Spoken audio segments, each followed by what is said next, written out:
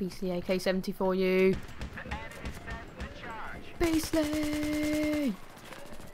Yes! It's up!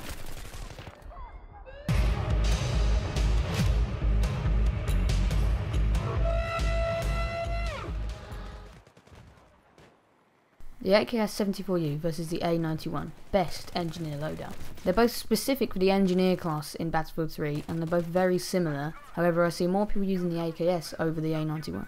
For both the AKS-74U and the A-91 the max damage is 25.0 and the minimum damage is 14.3, meaning that you will kill from 4 to 7 shots at closer ranges and up to 9 shots above 30 meters.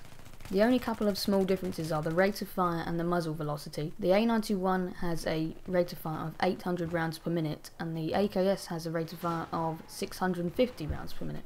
As for the muzzle velocity, the AKS actually beats the A-91 with 440 feet per second, with the A-91 at 420 feet per second.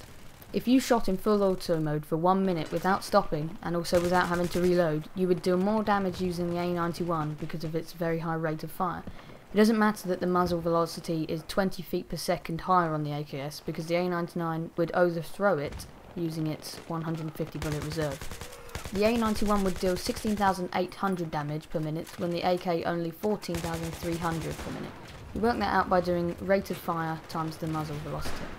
However, the AKS would be best for closer range combat because you wouldn't be shooting for more than a few seconds anyway, and that's when trying to figure out which is the best gun to use, not the rate of fire. How the gun jolts when you shoot and how the sights move when you shoot. I find the AN-91 jolts in a very regular way, so just forward and back and forward and back, which makes it very easy to control the recoil, and you can also still see around you as it doesn't block up half your screen.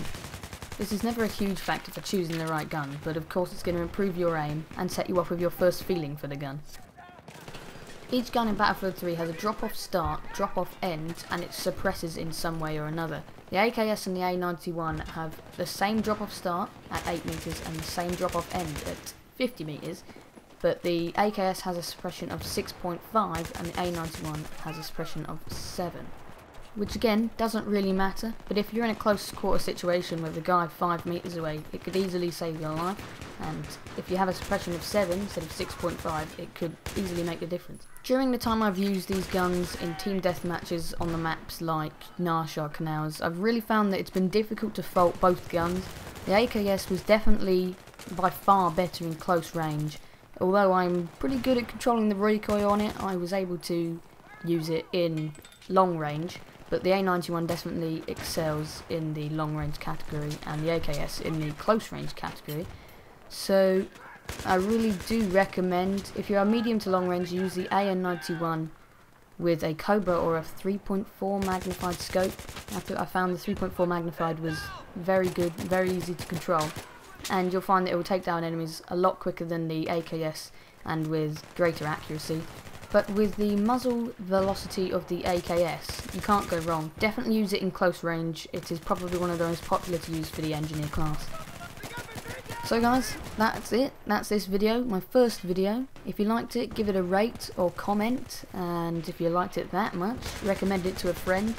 This is my first video, so I'm hoping that all the work I put into this, I mean I've done 50 takes of this at least, and I think I've got it to a good standard. Thanks for watching, I'll see you next time. I come to this magnificent house of worship tonight because my conscience leaves me no other choice. True revolution of values will lay hand on the world order and say of war, this way of settling differences is not just. This business of burning human beings with napalm, filling our nation's homes with orphans and widows, of injecting poisonous drugs of hate into the veins of people's normally